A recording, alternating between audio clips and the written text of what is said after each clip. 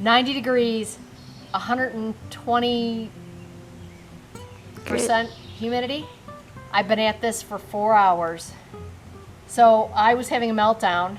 I wasn't being supervised. My project manager hadn't come out. I couldn't get the finish off.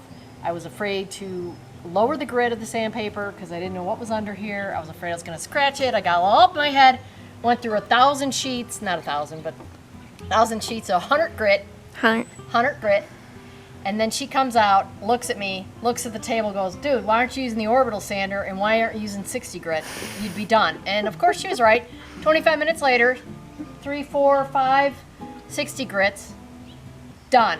You thought it was part of the wood grain, but it was like a veneer sticker that was bespoke self-adhesive label that was added on as a border. And yeah, you couldn't get it out, right? Couldn't get it out. It was so sticky. Sander. It wasn't coming out. It was really thick and sticky. And then once I sanded it, you can see that the wood, the actual wood top goes all the way through. So they put an overlay of some sort on here. And now we've got 2 tones. You can see where the border was. That's good. So when I stain this, the dark walnut, this will be a little bit lighter, but it's going to be flipping beautiful. It's lighter everywhere. It's going to be beautiful. Yeah. I can't wait. We'll see what happens after I sand it too. This is just the first layer. Right. This just looks like somebody got sick on my table. No, it's like gastrointestinal distress, sorry. Is it satisfying to do that? No, it's just gross. It's sticky. And this one didn't come off. No, and it's really difficult to get off where it's dried up. It's been a I sanded it with 100 grit pad sander. Nothing happened. I mean, of course you can scratch it when you're writing a term paper, but you can't scratch it when you've got a power tool and you're sitting there.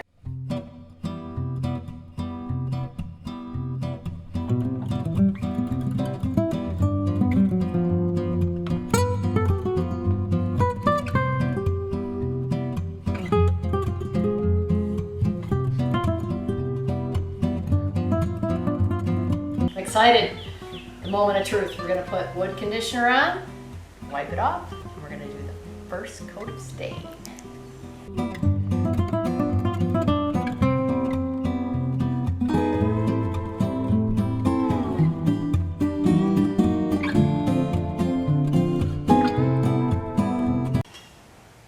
I'm helping so much right now.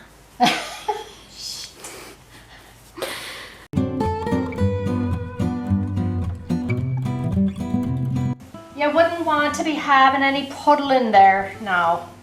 Mary. No puddling of the conditioner. Mary. Now, this is the best part of the project and also the most stressful because this is where if you messed it up, this is where it's going to be real obvious. No pressure at all. It'll be lovely. Lovely.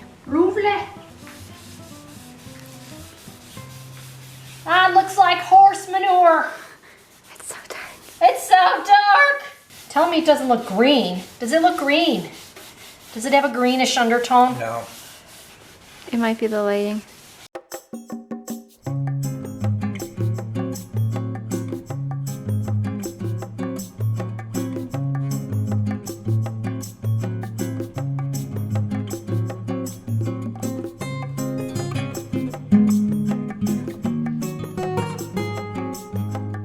Trying to find a way to describe what it looks like to me without it making you mad. And I don't mean it in a bad way. So it looks like a bloody mess? No, I mean it in a good way and I like it, but I am afraid to tell you. It looks like more rustic.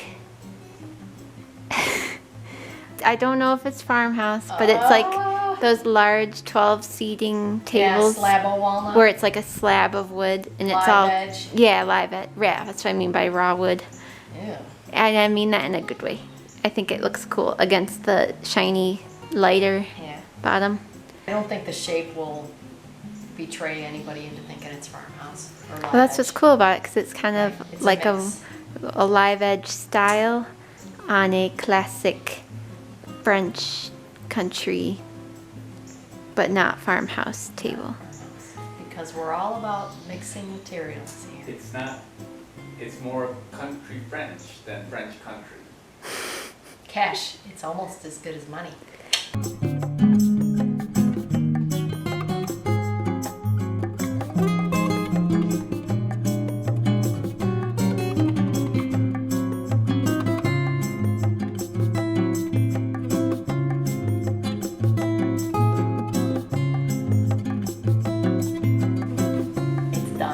Love it.